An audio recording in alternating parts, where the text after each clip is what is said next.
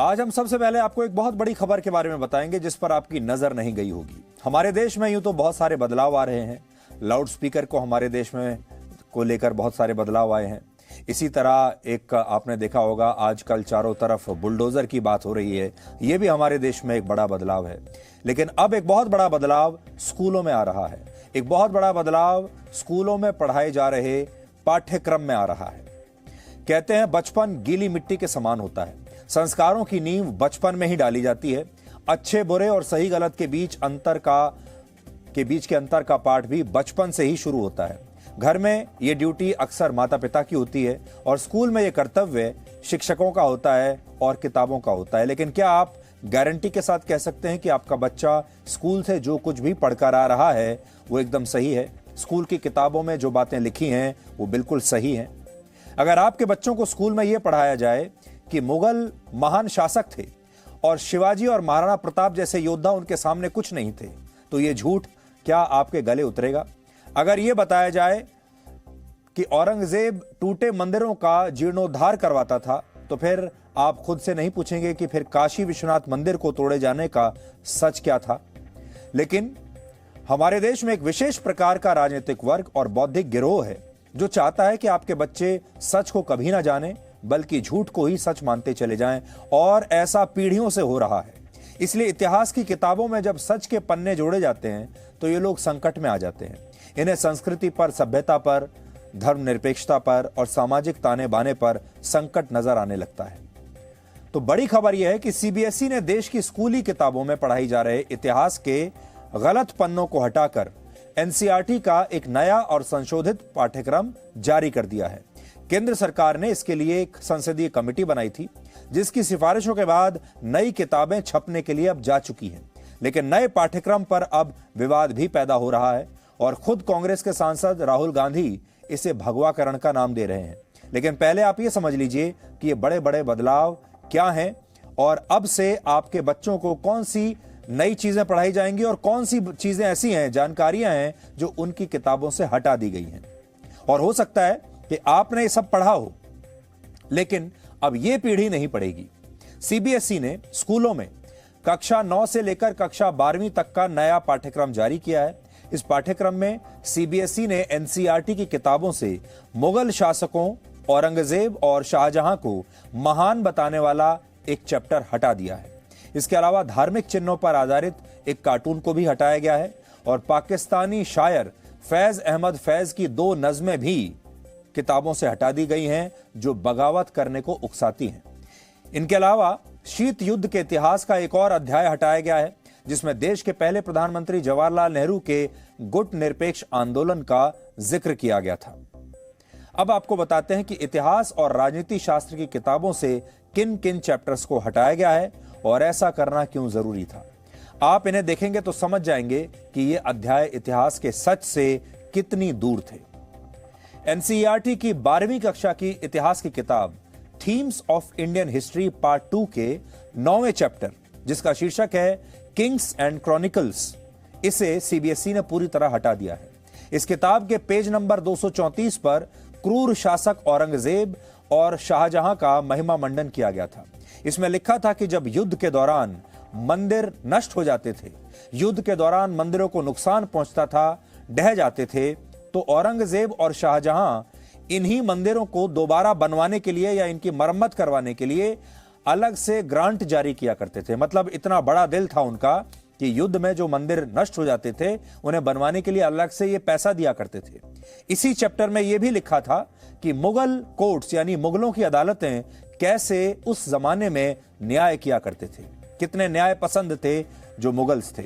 जबकि असली इतिहास यह है कि औरंगजेब मंदिरों का जीर्णोद्धार करवाने के लिए नहीं बल्कि उनका विध्वंस करने के लिए कुख्यात था।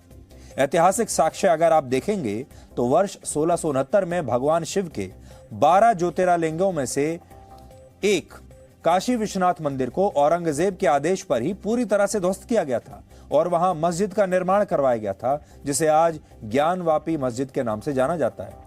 इतिहास की किताबों में मुगल बादशाह शाहजहां को ताजमहल बनवाने के लिए याद किया जाता है, लेकिन ताजमहल बन जाने के बाद यह वही बादशाह है जिसने मजदूरों के हाथ काट दिए थे। और इसके बारे में हमारे देश में जो इतिहासकार हैं और जो इतिहास की किताबें हैं उसके बारे में कोई ज्यादा जिक्र नहीं किया जाता कि शाहजहां इतना क्रूर था कि उसने ताजमहल तो बनवा लिया, लेकिन जो मजदूर थे उनके हाथ भी बाद में कटवा दिए थे। एनसीईआरटी की किताबों को अगर आप देखेंगे तो शाहजहां का सिर्फ महिमा मंडन होता आया है अभी तक, और यही कारण है कि चाहे औरंगजेब हो या शाहजहां हो, इन दोनों के नाम पर भारत के राजधानी दिल्ली में प्रमुख सड़कों का नाम रखा गया है। इसी तरह 11वीं कक्षा की इतिहास की किताब थीम्स इन वर्ल्ड हिस्ट्री में एक सेक्शन है जिसका नाम है एम्पायर्स। इसके chapter the central Islamic lands को पूरी तरह हटा दिया गया है। इसमें इस्लामिक साम्राज्य की स्थापना, उसके उदय और विस्तार की कथित गौरवमयी कहानी पढ़ाई जाती थी हमारे देश के बच्चों को। इस चैप्टर में बच्चों को पढ़ाया जाता था कि कैसे इस्लामी साम्राज्य सेंट्रल एशिया में स्थापित हुआ और अफ्रीका और एशिया के अधिकतर भागों में फैल गया। अब एम्पायर्स नाम के सेक्शन में सिर्फ 2 चैप्टर ही पढ़ाए जाएंगे। पहला है एन एम्पायर अक्रॉस 3 कॉन्टिनेंट्स, जिसमें रोमन साम्राज्य की कहानी पढ़ाई जाएगी, और दूसरा है नोमैडिक एम्पायर्स चैप्टर, जिसमें 13वीं और 14वीं सदी के मंगोल साम्राज्य की कहानी होगी। अब आपको दिखाते हैं कि 10वीं कक्षा में सोशल साइंस के अंतर्गत पॉलिटिकल साइंस की पुस्तक से क्या हटा है।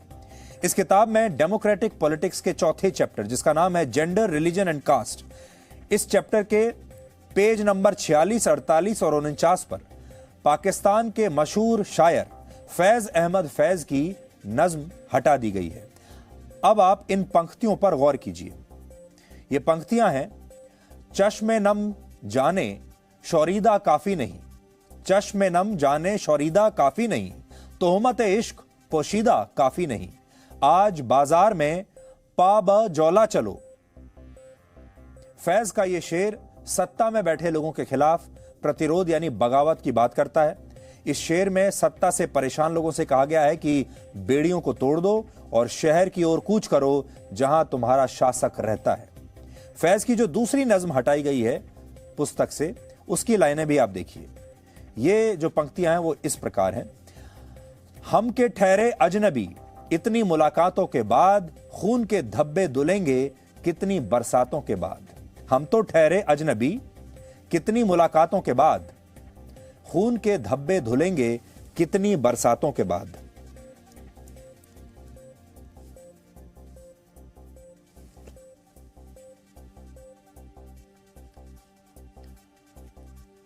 यह नज्म फैज अहमद फैज ने 1974 में बांग्लादेश से पाकिस्तान लौटने के बाद लिखी थी। इसमें जिन खून के धब्बों का जिक्र वो कर रहे थे वो बांग्लादेश मुक्ति संग्राम को लेकर थे। फैज इस नज्म में बता रहे थे कि ये निशान वर्षों तक रहेंगे, ये जाएंगे नहीं। सीबीएसई ने 10वीं की इसी किताब के चैप्टर से एक अंग्रेजी अखबार का कार्टून भी हटा दिया है, जिसमें मुख्यमंत्री की कुर्सी पर सभी धर्मों के पवित्र धार्मिक चिन्ह बनाए गए थे और लिखा था कि यह कुर्सी मुख्यमंत्री के लिए उसकी धर्मनिरपेक्षता साबित करने के लिए है। यह वो कार्टून था, इसे भी हटा दिया गया है। इसी तरह 12वीं कक्षा की पॉलिटिकल साइंस की किताब कंटेम्परेरी वर्ल्ड पॉलिटिक्स के 2 चैप्टर हटाए गए हैं। एक चैप्टर है द कोल्ड वॉर एरा और दूसरा चैप्टर है US hegemony in world politics. The cold war era में शीत युद्ध का इतिहास पढ़ाया जाता है और शीत युद्ध के दौरान देश के पहले प्रधानमंत्री जवाहरलाल नेहरू के गुट निरपेक्ष आंदोलन की अहमियत को भी पढ़ाया जाता है। इसी तरह दूसरे chapter US hegemony in world politics, जिसमें वैश्विक राजनीति में अमेरिका का नेतृत्व और दखल पढ़ाया जाता है, इसे भी सीबीएसई ने 12वीं के नए पाठ्यक्रम से हटा दिया है। इतिहास और राजनीति शास्त्र की किताबों से जब कांग्रेस के लिखवाए हुए पन्ने हटाए जा रहे हैं तो कांग्रेस को कष्ट तो होगा ही। सीबीएसई के इन बदलावों पर आज कांग्रेस के सांसद राहुल गांधी ने एक ट्वीट किया है। राहुल गांधी नेहरू गांधी खानदान की 5वीं पीढ़ी हैं, तो सबसे पहले आप उनकी पोस्ट देखिए, उन्होंने क्या लिखा है। पोस्ट की पहली लाइन में राहुल गांधी ने सीबीएसई के इन बदलावों को आरएसएस का एजेंडा बताया।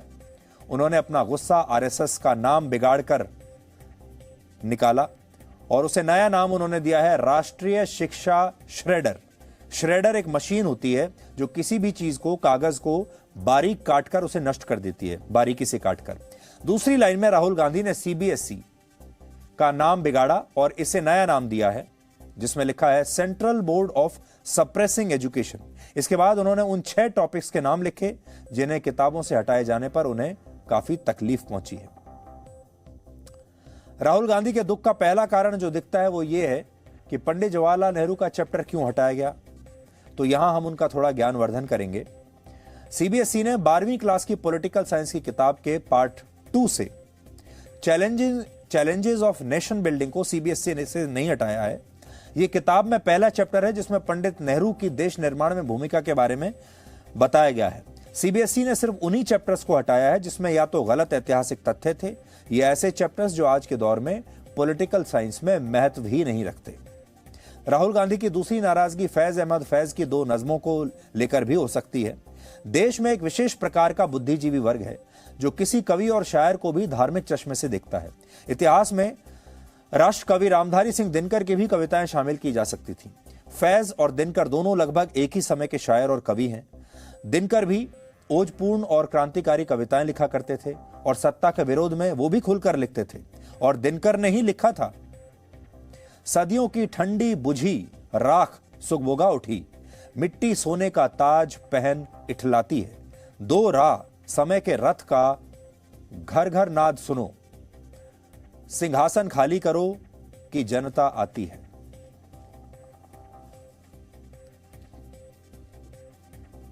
यह कविता देश में इमरजेंसी लागू किए जाने के बाद इंदिरा गांधी के विरोध में लिखी गई थी। एक यह भी वजह हो सकती है कि कांग्रेस को दिनकर की बजाय फैज अहमद फैज ज्यादा सूट क्यों करते थे। किताबों में कुछ हटाया गया है तो नई नई चीजों को जोड़ा भी गया है। 12वीं की इतिहास की किताब में 2 नए चैप्टर्स हैं। एक चैप्टर है through the eyes of traveller जिसमें भारत आने वाले यात्रियों के संस्मरण बताए गए हैं। दूसरा चैप्टर है पेजेंट्स, जमींदार्स एंड स्टेट जिसमें 16वीं और 17वीं शताब्दी में मुगलों के साम्राज्य में भारत के कृषि आधारित समाज कैसा था यह बताया गया है। इसी तरह 12वीं की राजनीति विज्ञान किताब में 3 चैप्टर्स जोड़े गए हैं। पहला है सिक्योरिटी एंड कंटेम्प्रेरी वर्ल्ड जिसमें बच्चों को आतंकवाद का मतलब और उसके प्रकार पढ़ाए जाएंगे। दूसरा एनवायरनमेंट एंड नेचुरल रिसोर्सेज जिसमें छात्रों को ग्लोबल वार्मिंग, क्लाइमेट चेंज और नेचुरल रिसोर्सेज को कैसे बचाया जा सकता है इसके बारे में पढ़ाया जाएगा। और तीसरा चैप्टर रीजनल एस्पिरेशन नाम से जोड़ा गया है जिसमें भारत में क्षेत्रीय पार्टियों का उदय, पंजाब और कश्मीर में अलगाववाद की समस्या के बारे में बताया गया है। किसी भी देश का इतिहास खुद को अपडेट और अपग्रेड करता रहता है। उसमें पुराने पन्ने हटते रहते हैं और उपलब्धियों के नए पन्ने जुड़ते रहते हैं। अपने सच्चे नायकों को नई पीढ़ी के सामने रखा जाता है। लेकिन हमारे देश में आजादी के बाद 70 साल में हमारे बच्चों को स्कूलों में और कॉलेजों में जो पढ़ाया गया वो काफी हद तक गलत इतिहास था। उसमें बहुत सारी गलतियां थी, गलत जानकारियां थी और बहुत सारी गलतियां अनजाने में नहीं हुई थी बल्कि जानबूझकर हुई थी। इतिहास में जानबूझकर वो लिखा गया जो एक खास तरह के विचारधारा को सूट करता था और खास तरह के वोट बैंक को मजबूत करता था। इसी इतिहास में अल्पसंख्यकों को इस तरह से जगह दी गई जिसमें तुष्टीकरण साफ झलकता है। एक तरह का इकोसिस्टम बनाया गया है जिसमें मुगलों का महिमा मंडन किया जाता था। इसी तरह बताया जाता था कि अगर ये देश आज कुछ है तो मुगलों की ही बदौलत है और इसके बाद अगर किसी ने कुछ अच्छा किया है तो वो एक खास परिवार ने ही किया है। ये बताया जाता था कि नेहरू गांधी परिवार की नीतियां कितनी अच्छी थी और भारत ने जो कुछ भी आज तक हासिल किया है वो उन्हीं की वजह से किया है। और इतिहास को ट्विस्ट करने का काम सिर्फ किताबों के जरिए नहीं हुआ। किताबों के बाहर भी जो छोटे बच्चे थे, छात्र थे, उनके दिमाग में ये बातें बैठाई गई। जैसे पिकनिक के नाम पर उन्हें कभी लाल किला, कभी हुमायूं का मकबरा, कभी कुतुब मीनार ले जाना या फिर एक परिवार विशेष के म्यूजियम्स और उन्हीं की समाधियों पर लेकर जाना, यह भी एक तरीका रहा है। कभी शांतिवन तो कभी शक्तिस्थल तो कभी वीर भूमि। एक तरह का मिलावटी इतिहास लोगों के दिमाग में बैठाने की कोशिश की गई जिसमें आपको या तो सिर्फ मुगल दिखाई देंगे या फिर नेहरू गांधी परिवार।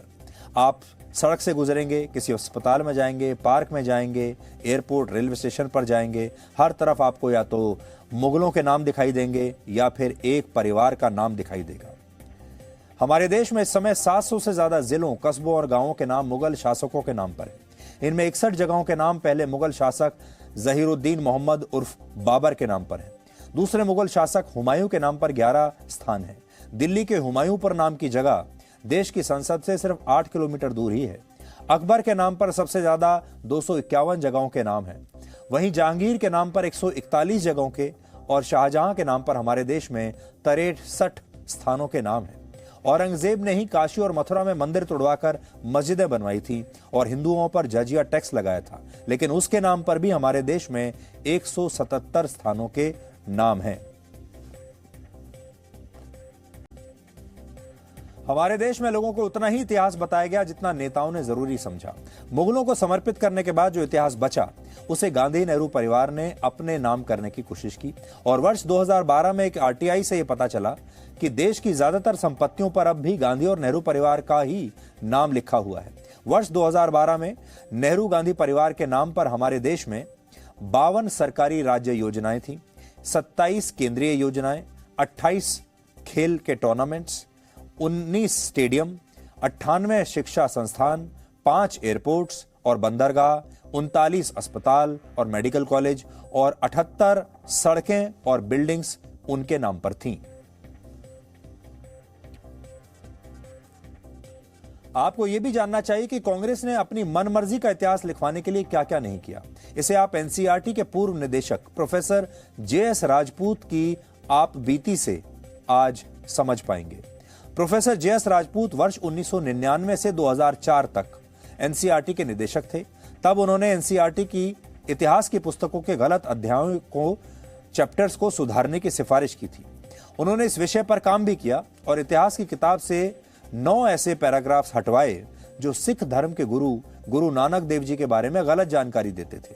प्रोफेसर राजपूत ये भी चाहते थे कि इन किताबों में मुगलों का महिमा मंडन करने वाले और अकबर को महान बताने वाले अध्यायों को हटाकर मुगलों की क्रूरता के इतिहास को पढ़ाया जाए। जो वास्तविकता अब तक छिपाई गई है उसे भी विद्यार्थियों के सामने लाया जाए। लेकिन इतिहास को सुधारने की इस कोशिश का प्रोफेसर जेएस राजपूत को क्या इनाम मिला, आज जब आप सुनेंगे तो आप आश्चर्यचकित रह जाएंगे। वर्ष 2004 में कांग्रेस सरकार ने प्रोफेसर राजपूत पर शिक्षा के भगवाकरण का आरोप लगाया। इतिहास में बदलाव की उनकी कोशिश को संविधान के मूल्यों से छेड़छाड़ का नाम दिया। तत्कालीन मानव संसाधन मंत्री अर्जुन सिंह ने उनके खिलाफ एक जांच बैठा दी। अर्जुन सिंह ने यूनेस्को को पत्र लिखकर शिक्षा के क्षेत्र में मिलने वाला उनका अवार्ड रुकवा दिया।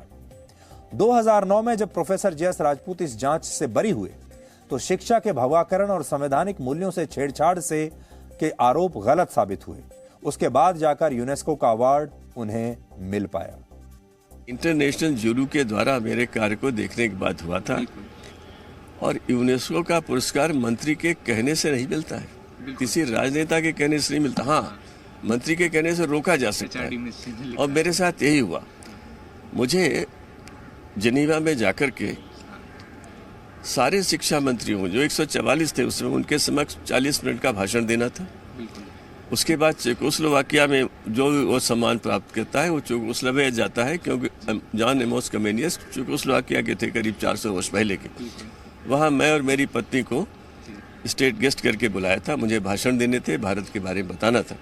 हमारे टिकट आ गए थे तो लोगों ने उस समय के शिक्षा मंत्री जी से कहा कि डॉक्टर राजपूत बोलेंगे, आपको ताली बजानी पड़ेगी, ये तो सेफ्रोनाइजेशन का समर्थन हो जाएगा। क्योंकि मुझे उसका वो मान लिया गया था कि मैं देश की शिक्षा का भगवाकरण कर रहा हूँ। और भारत सरकार ने चिट्ठी लिखी यूनेस्को को कि इनका अवार्ड रोक दिया जाए। उन्होंने मुझे फ़ोन किया कि हमारे इतिहास में ऐसा नहीं हुआ है। नोबेल पुरस्कार कम्युनिस्ट लोग रोकते थे, लेकिन इस पुरस्कार में कभी ऐसा नहीं हुआ कि सरकार बदलने पर हो। मैं उनकी बात को समझता था और वो रोक दिया गया। पुरानी सरकारों ने अपनी राजनीतिक सोच के अनुरूप जो वोट बैंक की तरफ थी, जो सूडो सेक्युलरिज्म की तरफ थी, तो उसके अनुरूप पाठ्य पुस्तकों में इतिहास को तोड़ मरोड़ कर प्रस्तुत किया।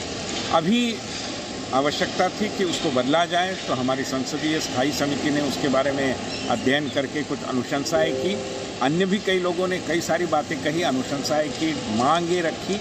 उसको जांच परख कर जैसे कि सामने आ रहा है कि सरकार अभी परिवर्तन कर रही है, मैं मानता हूं कि बहुत ही स्वागतार्ह और बहुत ही उचित दिशा में लिया गया निर्णय। इतिहास लेखकों ने भी राजनीतिक नेतृत्व की छाया में काम किया और वो राजनीतिक नेतृत्व के पिछलग्गू बन गए। एक दृष्टि से दुर्भाग्य की बात है और इतिहास को तोड़ मरोड़ कर प्रस्तुत किया गया, विकृतियाँ लाई गई इतिहास में। मैं मानता हूँ कि ये पुराने पाप धोने का अब समय आया है। अब आप अंदाजा लगाइए कि 1947 से लेकर अब तक हमारे देश की न जानी कितनी पीढ़ियां हैं जो इन्हीं पुस्तकों को पढ़ते पढ़ते स्कूल से, कॉलेजों से उन्होंने शिक्षा हासिल की है।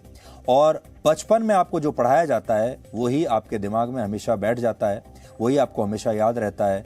और कितनी बड़ी गलतफहमी और गलत जानकारी हमारे देश की एक के बाद एक कितनी सारी पीढ़ियों के दिमाग में भर दी गई, और ये सब कुछ तत्कालीन सरकारों ने, तब के नेतृत्व ने जानबूझकर किया।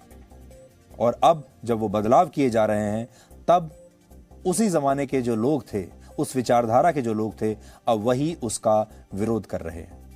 Presenting B News app, available on Google Play and App Store. Download it now.